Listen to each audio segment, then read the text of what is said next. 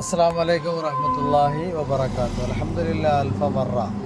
അള്ളാഹു സ്വീകരിക്കുമാറാവട്ടെ. നോമ്പ് ഇന്ന് 10 അപ്പോൾ നോമ്പ് പ്രതിഫലം അള്ളാഹു വാരിക്കോരി കൊടുക്കുന്ന മാസങ്ങൾ നമ്മൾ ഇന്ന് വിട പറഞ്ഞു പോകുമെന്ന് നബി മുഹമ്മദ് മുസ്തഫ റസൂലുള്ളാഹി സ്വല്ലല്ലാഹു നമ്മൾ ഓർമ്മപ്പെടുത്തുകയാണ്. അള്ളാഹു റസൂൽ നമ്മളോട് ഓർമ്മപ്പെടുത്തിയത് തീർച്ചയായിട്ടും ശരി തന്നെയാണ്. നോമ്പ് 1 തുടങ്ങി ഇന്ന് 10 നോമ്പിലേക്ക് എത്തപ്പെട്ടിരിക്കുകയാണ്. ഈ പവിത്രമായ നോമ്പ് പിടിച്ചുകൊണ്ട് വിശുദ്ധമായ ഖുർആൻ ഒരു ജുസുവെങ്കിലും അല്ലെങ്കിൽ ഒരു ഖത്തമെങ്കിലും പൂർത്തിയാക്കിയവരാരാണുള്ളത്? അവരാണ് ഉത്തമനെന്ന് നബി മുഹമ്മദ് മുസ്തഫ സല്ലല്ലാഹു അലൈഹി വസല്ലം ഓർമ്മപ്പെടുത്തുകയാണ്.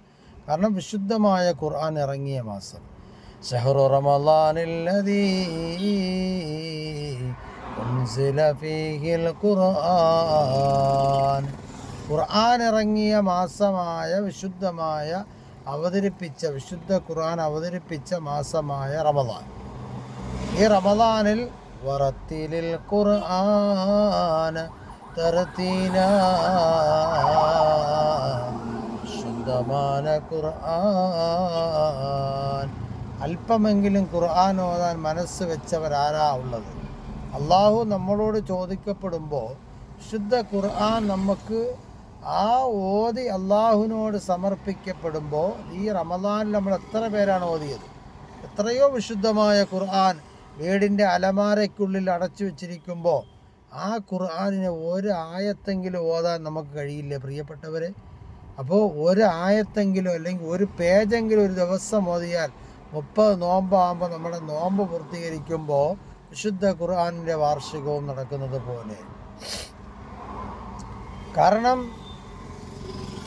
ഈ ഖുർആനിനെ അവതരിച്ച മാസമാണ്, ഈ ഖുർആൻ ഇറങ്ങിയ മാസമാണ്.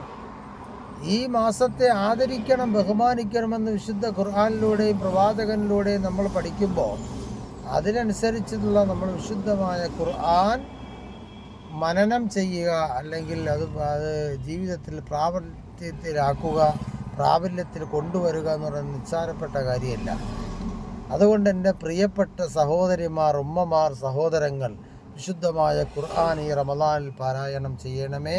ഇന്നത്തെ ഓർമ്മപ്പെടുത്തി നിർത്തുന്നു. അസ്സലാമു അലൈക്കും വറഹ്മത്തുള്ളാഹി.